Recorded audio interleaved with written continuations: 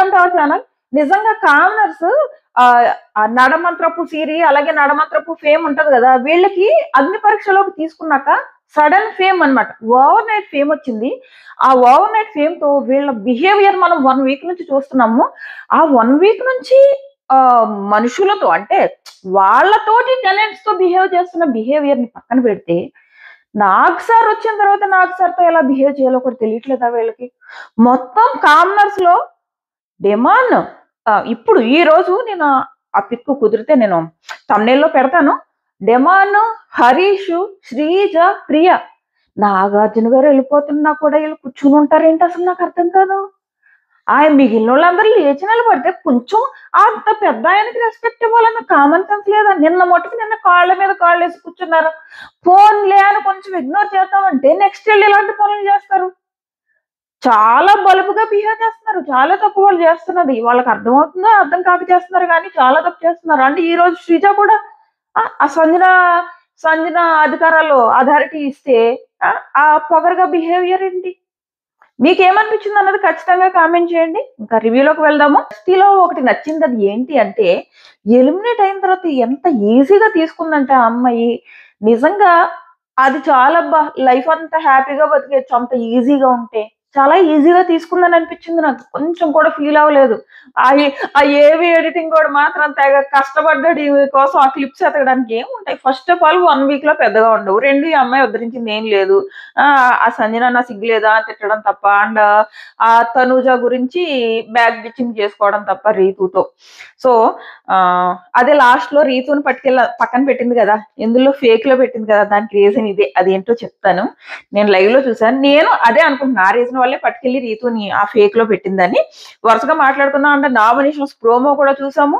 Nominations లో flora కోసం తనుజ ఏదో మాట్లాడుతుంది. చాలా మందికి అర్థమై ఉంటది. అర్థం అవ్వకపోతే దాని గురించి కూడా మాట్లాడుకుందాము. ఎవరెవరు నామినేట్ అవ్వబోతున్నారు ఇవన్నీ కూడా ఈ వీడియోలో మాట్లాడుకుందాం. మన ఛానల్ సబ్స్క్రైబ్ చేసుకుని నోటిఫికేషన్ ఆన్ చేసుకోవడం మర్చిపోకండి.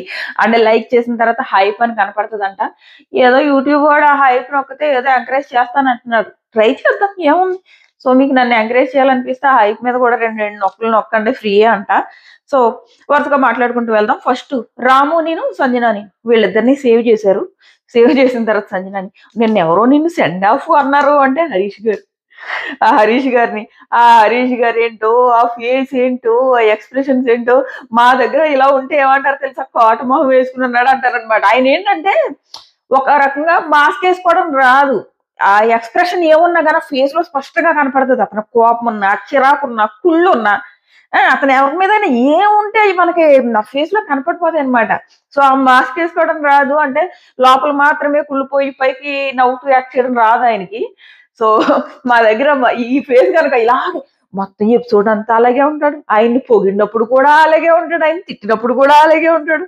ఎంత సీరియస్ గా ఉన్నాడు అంటే ఈ రోజు చాలా మా దగ్గర అలా ఉంటే ఏమంటారు అని చెప్పడం మర్చిపోయినా, కాటు మొహం అంటారు. అండ్ ఇంకోటి ఏమంటారంటే కత్తించుకుని నుదురు మీద కొడితే కనీసం ఒక రక్తం చుక్క కూడా కారదు అంటారు అనమాట. అలా ఉంటే అంత సీరియస్ గా ఉన్నాడు. నిన్న నాకు సార్ ఇచ్చిన కోటింగ్ కి ఆ ఎక్స్పోజర్ ఏదైతే ఎక్స్పోజ్ అయ్యాడో ఆయన ఆ రెడ్ ఫ్లవర్ వర్డ్ కి, అండ్ ఇంకో దానికి దేనికో లేడీస్ విషయంలో దానికి. సో మనకంటే నిన్న గాని వాళ్ళకి అదంతా జరిగింది ఒక్కరోజే కదా. సో అతను ఇంకా అందులోంచి బయటికి రాలేదు. సో అది సో సెండ్ ఆఫ్ అన్నారు అంటే హరీష్ గురించే కదా, అలాగే చూస్తున్నాడు. అయిపోయింది. తనూజ్ అనే ఏమన్నా ఇష్యూస్ ఉన్నాయా అని అడిగితే ఏం లేవు సార్, ఒక హరీష్ తో తప్ప అంటే అది ఆల్రెడీ అయిపోయింది, ఇంక దాని గురించి మాట్లాడుకోవద్దు అన్నారు. సో తనూజ హరీష్ గారిని నామినేట్ చేసేటప్పుడు కూడా ఒకటేమో నన్ను నువ్వు అని నామినేట్ చేసావు, నీ బిహేవియర్ నువ్వు అని అన్నావు అంటే నేను నిన్ను నువ్వు అన్నానా, నువ్వు అన్నావు అని నామినేట్ చేయలేదు, నీ బిహేవియర్ అది ఇది అని ఏదో చెప్తుంది అని అన్నావు నువ్వు నన్ను ఆ రోజు. అది కూడా మీ నామినేషన్ కాదు, వేరే వాళ్ళ నామినేషన్స్ లో మీరు మధ్యలో వచ్చి ఇలాగ మాట్లాడారు. అండ్ అమ్మాయిల గురించి కూడా మాట్లాడారు. 2 నచ్చలేదని నామినేట్ చేస్తే ఇక్కడ హరీష్ గారు ఏమంటారంటే నేను నువ్వు అని అన్నానా, ఒకవేళ అని ఉంటే సారీ అని బాగానే సారీ చెప్పాడు అక్కడ ఆయన. అండ్ 2 సారీ మర్చిపోతాం ఇక్కడ పాయింట్స్. ఫ్లోరాని ఎందుకు నామినేట్ చేసింది అనుకుంటున్నారు మీరు? తనూజ, నాకు తెలిసి తనూజ ఫ్లోరాని ఎందుకు నామినేట్ చేసిందంటే ఇక్కడ గుర్తొచ్చింది కాబట్టి చెప్తున్నా, తర్వాత రివ్యూలో కంటిన్యూ అవుదాం. ఎందుకు చెప్పింది అంటే ఫ్లోరా బయటకు వచ్చి ఈ లోపల తనూజ ఏడ్చింది కదా ఎప్పుడు నామినేషన్స్ తర్వాత లోపలికి వెళ్ళి ఏడ్చినప్పుడు, ఇమ్ము అండ్ సంజన లోపల ఉన్నారు. వాళ్ళ మధ్యలో కూర్చున్న తను వాళ్ళిద్దరిని పక్కకి తోసి కెమెరా కోసం ఏడుస్తుంది అన్నట్టు బయటకు వచ్చి చెప్పింది. నేను ఆ తర్వాత చూసాది లైవ్ లో చూసాను. ఆ తర్వాత మనకి ఎపిసోడ్ లో కూడా వేసినట్టున్నాడు. తన ఎదురుగా కెమెరా కాదు, అద్దం ఉంది తన ఎదురుగా. అండ్ వాళ్ళిద్దరిని పక్కకు జరుగుతున్నట్టు గాని ఇదేం లేదు. వాళ్ళు ఊరుకోబెడుతున్నారు. అక్కడ సంజన ఏడుస్తుంది. ఆ టైంలో తిను వాష్రూమ్ లో వర్క్ చేసుకుంటది కాబట్టి తిను వాష్రూమ్ లోకి వెళ్ళింది, చూసింది. తిను ఏదో ఒక నెరేటివ్ అనేసుకుంది. బయటకు వచ్చి మిగిలిన వాళ్ళతో తనూజ ఇలాగా ఫేక్ ఏడుపు కెమెరా కోసం ఏడుస్తుందని చెప్పింది. మేబీ అదే ఇక్కడ తిను తనూజ క్వశ్చన్ చేసి నామినేట్ చేస్తున్నట్టుంది. మీకు ఫ్రీ బర్డ్ అంటేనే నచ్చలేదు, మీరు మాత్రం ఇలా నన్ను ఒక ఫేక్ గా ఎలా నెరేట్ చేస్తారని ఏదో అడిగినట్టుందని నేను అనుకుంటున్నా. అందుకే తను నామినేట్ చేసిందని. ఆ ఒక్క ఇష్యూయే ఉండుండాలి. సో అది. అండ్ నెక్స్ట్ ఈ సృష్టికి యాపిల్ ఇవ్వలేదు. బట్ బయటకి మాత్రం బనానాస్ వెళ్ళాయి. ఆ తర్వాత ఈక్వాలిటీ లేదు సార్, వాళ్ళు నచ్చిన వాళ్ళకి నచ్చినట్టు ఇచ్చుకుంటున్నారు బనానాస్ అని చెప్పేసి క్వశ్చన్ చేస్తే ప్రియా అంటది ప్రతిదానికి ఆ అమ్మాయి అది మర్చిపోయాను, ఇది మర్చిపోయాను అంటది. ఆ నాగార్జున గారు ఫైనల్ గా మతిమరుపుని తగ్గించుకో అన్నట్టు చెప్పారు. ప్రతి ఇది మర్చిపోయాను, ఆ తర్వాత కాసేపాక గుర్తొచ్చాను అంటది, గుర్తొచ్చింది అంటది. అందరికి బనానాస్ ఇచ్చాను, తనకి ఇచ్చానో లేదో గుర్తులేదు అంటది. మరి నువ్వు అందరికి బనానాస్ ఇచ్చినప్పుడు అది నీ బాధ్యత. అందరూ కవర్ అయ్యారా లేదా అని చూసుకోవడం. నువ్వు ఎలా వదిలేస్తావు ఒక అమ్మాయిని? దట్టు ఆల్రెడీ అంతకు ముందే తన యాపిల్ అడుగున్నదంట. అండ్ వీళ్ళ ప్రాబ్లం ఏంటంటే వాళ్ళు అప్పుడే చెప్తారు మానవతా మూర్తుల్లాగా అది ఇస్తున్నాం ఇది ఇస్తున్నాం అంటారు. మళ్ళీ కాసేపు అయ్యాక అయ్యలేదో పెద్ద మానవతా మూర్తులని వాళ్ళు వచ్చి మాకు ఇది కావాలి కావాలంటే మేము ఏంటి వీళ్ళకి ఏదైనా ఎంటర్టైన్మెంట్ చేస్తే ఇస్తాము అంటున్నారు కదా, కొని చేస్తాము. ఇవ్వమంటే ఏమో లేదు మేము డిసైడ్ చేసాం ఇవ్వకూడదు అనుకున్నాము అంటారు. కాసేపు మాట ఫస్ట్ వీళ్ళకే వాళ్ళ మాట మీద లేదు. అండ్ ఇప్పుడు లైవ్ ఎపిసోడ్ అవగానే లైవ్ లో ఏం జరుగుతుంది తెలుసా? శ్రీజ వర్సెస్ హరీష్. అదే వీళ్ళు సంజనతో గొడవ పడాలనుకుంటున్నారు. సో రివర్స్ లో అవుతుంది. ఇప్పుడు లైవ్ లో అది జరుగుతుంది. ఇక్కడ శ్రీజ గురించి మాట్లాడుకోవాలి. శ్రీజ. హరీష్ ఏమో ఫేస్ లో మాస్క్ వేసుకోవడం చేత కాక స్పష్టంగా కనపడుతుంది.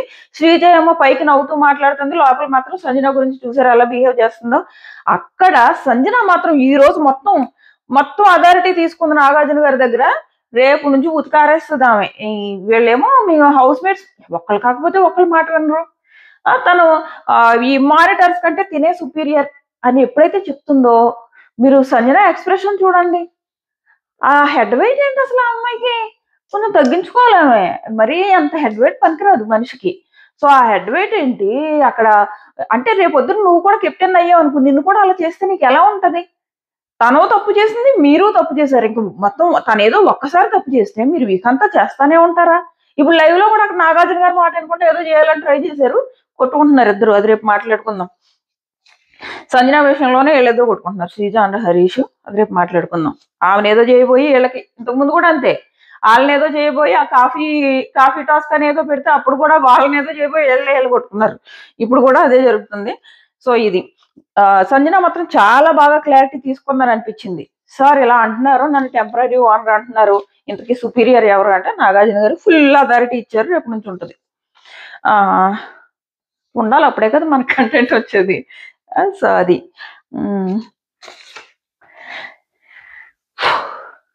నెక్స్ట్ వచ్చేసి హరీష్ గారి గురించి. హరీష్ గారిని డ్యూటీ కాకపోయినా హరీష్ గారు చేసిన పనికి అందరూ క్లాప్స్ కొట్టండి అంటే అందరూ క్లాప్స్ కొట్టి హరీష్ గారు అబ్బో నన్ను ఏదో పొగుడుతున్నారే, సేమ్ బ్రహ్మానందం గుర్తొచ్చేది నాకు అప్పుడు. హరీష్ గారు అనుకుని ఉన్నట్టు అబ్బో నన్ను ఏదో పొగుడుతున్నారని కొంచెం మారింది ఫేస్. ఈ లోపల తీరా చూస్తే ఆ థమ్స్అప్ గురించి మాట్లాడితే మళ్ళీ తన గురించి తన గొప్పలు చెప్పుకుంటాడు.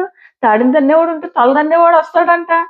ఆమె చేసింది తప్పు అని చెప్తూ మీరు అదే తప్పును ఫాలో అవుతూ మళ్ళీ తలను తన్నేవాడు ఒకసారి తంటాడు 10 సార్లు తంటాడు. తను ఏదో ఒకసారి ఏదో సరదాగా కంటెంట్ క్రియేషన్ కోసం చేస్తే మీరేమో తన మీద కుళ్ళుతూ వరుసగా ఆమె మీద కక్ష కట్టినట్టు బిహేవ్ చేస్తున్నారు. ఇతను ఫస్ట్ ప్రాబ్లం ఏంటి, తనని కన్ఫెషన్ రూమ్ పిలిచారు ఇంప్రెస్ అయిపోయి అని. ఈ విషయం తన లైవ్ లో కూడా చెప్పాడు. తను బ్యాడ్ కాదు ఇంట్రెస్టింగ్ అని చెప్పాడు. ఏమైపోయింది అది? నెక్స్ట్ డే నుంచే మారిపోయింది. తను బ్యాడ్ కాదు ఇంట్రెస్టింగ్ అన్నావు, ఇప్పుడేమో తను బ్యాడ్ అని ప్రూవ్ చేయడానికి ట్రై చేస్తున్నావు. ఏం చేస్తున్నావు నువ్వే నీ నోటితో చెప్పావు ఇంట్రెస్టింగ్, అందుకు మేకర్స్ కి నచ్చి కన్ఫ్యూషన్ రూమ్ పిలిచి ఇంత పెద్ద పవర్ ఇచ్చారు అన్నావు. నీకు కూడా ఆ పవర్ కావాలి అనడానికి కొన్ని రోజులు ట్రై చేసావు. అది నెమ్మదిగా సంజన మీద హేట్ గా మారిపోయింది. ఎవరికి నష్టం? మళ్ళీ నీకే నష్టం. ఆ సంజనకి ఇంకా ప్లస్ అవుతుంది. ఆల్రెడీ తనకు ప్లస్ అయిందని నువ్వు ఫీల్ అయ్యి సేమ్ అలా బిహేవ్ చేద్దాం అనుకున్నావు. ఇప్పుడు మళ్ళీ నువ్వు చేసే పనుల వల్ల ఆమె ఇంకా ప్లస్ అవుతుంది. సో ఇది ఆ థమ్సప్ చూపిస్తే కర్మ సిద్ధాంతం అంటాడు. ఈయన మాటలు. నెక్స్ట్ ఇమ్ము సేఫ్ అయింది. ఆ మిరాయి టీం వచ్చింది. ఈ ఎడిటర్స్ కూడా టూ మచ్. అక్కడేమో మిరాయి టీం వచ్చేసి వాళ్ళు మాట్లాడితే ఆ తర్వాత నెక్స్ట్ ప్రోమో గురించి చూపిస్తారు. మళ్ళీ ఆ వచ్చిందే మళ్ళీ చూపించుకుంటారు ఈ ఎడిటర్స్ ఒకళ్ళు. తర్వాత ఫ్రీ బర్డ్ అనగానే ఆశోసేని అనుకుని ఉండుంటది నన్నే సేవ్ చేస్తారు వీళ్ళని. సో తన్నే సేవ్ చేశారు. అండ్ నెక్స్ట్ రీతును కూడా సేవ్ చేశారు. రీతును సేవ్ చేసే టైంకి తనూజ తిన కోసం ప్రే చేస్తుందని వెళ్ళి కిస్ ఇస్తే సో ఫైనల్ గా కలిసిపోయారు అంటే నాగార్జున గారు అంటారు ఫైనల్ గా నువ్వు తనూజాని అర్థం చేసుకున్నావు అని. ఎందుకన్నారంటే అంతకు ముందు తను సేమ్ ఇక్కడ బయట సృష్టి ఎందుకు నామినేట్ చేస్తుంది రీతుని అంటే తనూజ కోసం రీతు సృష్టికి చెప్పింది ఏమని, తను బయట ఒకలాగా లోపల ఒకలాగా ఉంటది, నాకు అందుకే తను నచ్చదు, బయట కూడా నేను పెద్దగా ఉండేదాన్ని కాదు ఆ కుక్కువిత్తు జాతిరత్నాల్లో, అండ్ ఇక్కడికి నేను వచ్చినట్టు కూడా తనకు తెలియదు, నేను వస్తానని కూడా తను ఎక్స్పెక్ట్ చేయలేనట్టుంది, సో నేనంటే తనకు నచ్చదు అన్నట్టు సృష్టితో చెప్పింది. బట్ మనం గమనిస్తే ఆ ఎగ్ ఇష్యూ అయిన తర్వాత తనుజతో ఎక్కువసేపు ఉంటుంది. ఆ ఫుడ్ తినిపించుకోవడాలు, కలిసి ఎంజాయ్ చేయడాలు, మేబీ అవన్నీ సృష్టికి ఏమనిపించుంటుందంటే నువ్వే కదా తనుజ గురించి నాకు ఇలా చెప్పావు, మళ్ళీ తనుజ ఎదురుగానేమో తనుజతో నువ్వు ఎందుకంత బాగా ఉంటున్నావు అంటే నువ్వు కెమెరా కోసం ఫేక్ చేస్తున్నావు అని తను అనుకున్నది అనమాట. అందుకు రీతుని పెట్టింది. ఇంకా తనుజానా ఆ ఎగ్ ఇష్యూ, ఆ దొంగతనం, సో తనుజ అప్పటికే తనకు నచ్చట్లేదు కదా ఆ గొడవ పెట్టుకుని ఇవన్నీ చేసింది, సో అందుకు తనుజాని పెట్టింది.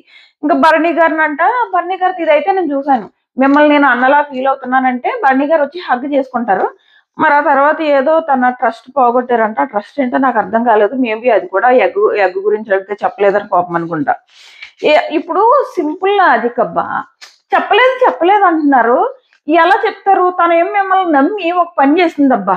ఇప్పుడు రాము పరిస్థితి కూడా ఏంటంటే ఆ రోజు నేను లాయల్ గా ఉంటావని నీతో చెప్తున్నాను, నేను ఎగ్గ తినేసాను అన్నది. అప్పుడు రాము ఎన్నర్ ఫీలింగ్ ఏంటి, అబ్బా నాకెందుకు చెప్పింది, ఇప్పుడు ఎవరైనా నన్ను అడిగితే నేను చెప్పలేనే, నేనేమో ఇక్కడ లాయల్ అన్నది సెంటిమెంట్ తో కొట్టింది, ఇప్పుడు నన్ను ఎవరైనా అడిగితే చెప్పలేనే అని అనుకుంటాడు. తనకు తెలుసు కానీ చెప్పలేడు. సేమ్ లోపల ఉన్న వాళ్ళ సిచ్యువేషన్ కూడా అదే. భరణి చూసాడా చూడలేదా, చూసి అబద్ధం చెప్పాడా అన్నది పక్కన పెడితే ఒకవేళ నిజంగా చూసినా కూడా తను చెప్పలేడు.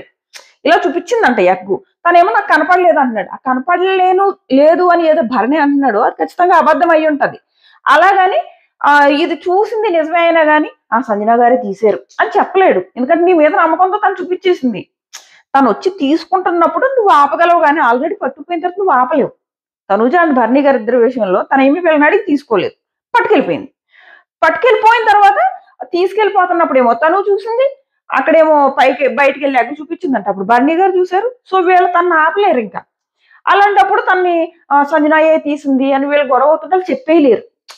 సో నాకు అలా అనిపించింది. వాళ్ళంతా భరణి కానివ్వండి, బయట రాము కానివ్వండి, తను చెప్పేసిన తర్వాత వీళ్ళు ఎన్నర్ ఫీలింగ్ కూడా అబ్బా మాకెందుకు చెప్పిందిరా బాబు, ఇప్పుడు అటు చెప్పలేము ఇటు చెప్పలేము, ముందు నువ్వు వెనక్కి పోయేలాగా. సో అది సిచ్యువేషన్ అయ్యింది. అదే మేబీ సృష్టికి నచ్చలేనట్టుంది. సో ఫైనల్ గా అదొకటి అయింది. ఆ నెక్స్ట్ టాస్క్ జరిగింది. ఆ టాస్క్ దగ్గరికి వచ్చేటప్పటికి ఏంటో నాకు హ్యాండిలింగ్ కొంచెం రఫ్ గానే అనిపించింది భరణి గారిదిను అండ్ రాము.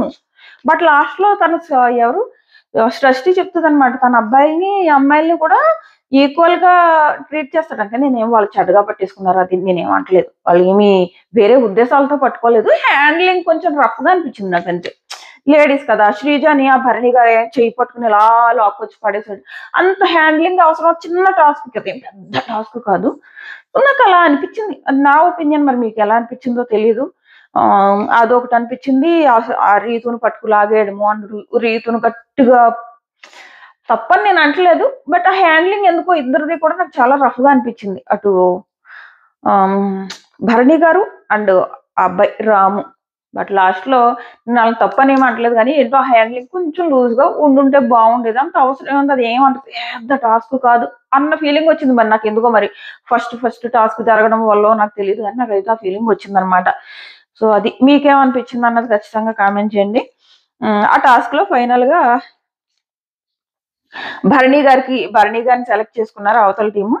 సో వెనకాల నుంచి ఫ్లోరా సో హ్యాపీ అన్నమాట ఆ టీం గెలవడానికి. మధ్యలో వాళ్ళు చేసిన మిస్టేక్ ఏంటంటే చాలా కొన్ని వేసారు వాళ్ళు. ఎవరు తనూజ టీం కాకుండా ఆపోజిట్ టీం వాళ్ళు వేసారు కానీ లోపల వరకు తొయలేదు. తనూజ ఏం చేసింది మొత్తం తీసి బయట పడేసేసింది. ఆ లోపలికి వేయకపోవడం అవతలోడికి తప్పు. తినకు దొరికింది తీసి బయట పడేసింది. సో అది రాంగ్ ఏం కదా, జస్ట్ టాస్క్. సో తర్వాత భరణిని సెలెక్ట్ చేసుకున్నారు. సో ఆ భరణి వాళ్ళ టీము గెలిస్తే అందరికంటే ఎక్కువ ఫ్లోరా హ్యాపీ ఫీల్ అయింది. ఎందుకంటే యువతలో ఈ టీం కాదు కదా, సంజన ఉన్న టీం కాదు కదా. సో అందుకు సో ఈ వీక్ మళ్ళీ ఉంటాయి వీళ్ళిద్దరి మధ్య. సో భరణి గారిని సెలెక్ట్ చేసుకున్నారు. భరణి ఏమో తనకి పిఏగా తనుజని సెలెక్ట్ చేసుకున్నారు. వీళ్ళిద్దరూ ఆ కుకింగ్ టీమ్ లో కొంచెం బాగా క్లోజ్ అయి ఉంటారు. రోజు అక్కడే గడిపేవారు కదా కుకింగ్ లో. సో తను తీసుకున్నాడు. Next elimination round. అబ్బా, ఎలిమినేషన్ రౌండ్ దగ్గరికి వచ్చేటప్పటికి ఈ డెమాన్ ఫేస్ నిజంగా ఒక్కటి తక్కువ అనమాట. డ్యాన్స్ కూడా చేయడు, ఊగుతాడు. అరే ఫస్ట్ వీకే వెళ్ళిపోతున్నానని చెప్పాలంటే ఈ కామనర్స్ లో ఈవెన్ కళ్యాణ్ తో పోలిస్తే కూడా డెమానే బెటర్. కొంచెం ఆ పొగరు మిగిలిన వాళ్ళలో ఉన్నంత లేదు ఆ పిల్లోళ్ళు. మిగిలిన వాళ్ళు అందరూ బాగా మిగిలిన వాళ్ళందరిలో బాగా లీస్ట్ పొగరు ఉన్న వాళ్ళు ఎవరైనా ఉన్నారంటే పెద్ద పొగరే కనిపించట్లేదు అంటే అది డెమాన్. తన తర్వాత నెక్స్ట్ ప్లేస్ ఎవరికైనా ఇవ్వాలంటే అది సోల్జర్ కి. మిగిలిన నలుగురే బాగా హెడ్ వెయిట్ ఉంది మిగిలిన నలుగురికి. హరీష్ గారు కానివ్వండి, మనీష్ గారు కానివ్వండి. కానీ బట్ మనీష్ కొన్ని విషయాల్లో బెటర్ అబ్బా. కొన్ని విషయాల్లో చెప్పాలంటే మనీష్ చాలా బెటర్. ప్రియా, శ్రీజ వీళ్ళందరూ ఫుల్ హెడ్ వెయిట్ తో ఉన్నారు.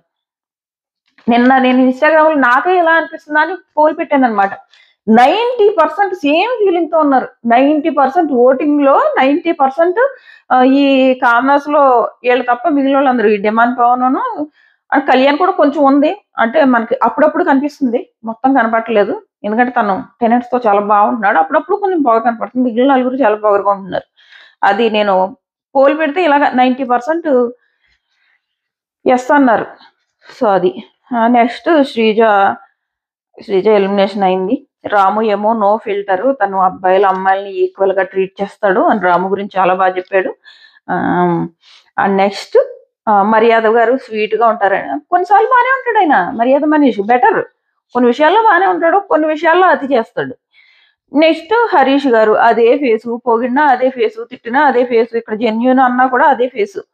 ఫ్లోరా గారు ఏ రకంగా జెన్యూన్ అనిపించిందో నాకు తెలియదు. ఎందుకంటే నేను సారీ చెప్పానని అబద్ధం చెప్పింది నిన్న. ఆ తర్వాత బిగ్ బాస్ అది నాగార్జున గారు సారీ చెప్పమన్నాక చెప్పింది. అండ్ ఇంకోటి ఏంటంటే షాంపూలో వేసింది. అదే నేను అనుకుంటున్నాను నిన్న నుంచి. షాంపూలో కండిషనర్ వేస్తే పెద్ద ప్రాబ్లం కాదు. ఎందుకంటే షాంపూ తర్వాత అలా కండిషనర్ పెట్టుకుంటాం. కానీ తను వేసిన కండిషనర్ కాదు, మాయిశ్చరైజర్ వేసిందని ఆ రోజు చెప్పింది.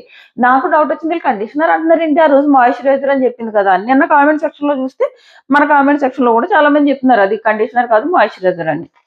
సో అది ఆమె జెన్యూన్ లో ఎలా అనిపించిందో తెలియదు. మనిషి మంచిదే కానీ సో ఆమె జెన్యూన్ అనుకుంటే ఇంకా అందరూ జెన్యూనే అలా అనిపించింది. ఈ ఫేక్ లో వచ్చేటప్పటికి అది రీతుని తనుజాని పెట్టడానికి, భరణిని పెట్టడానికి నాకు రీజన్స్ అవి అనిపించాయి అనమాట.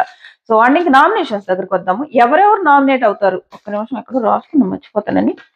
1 సెకండే.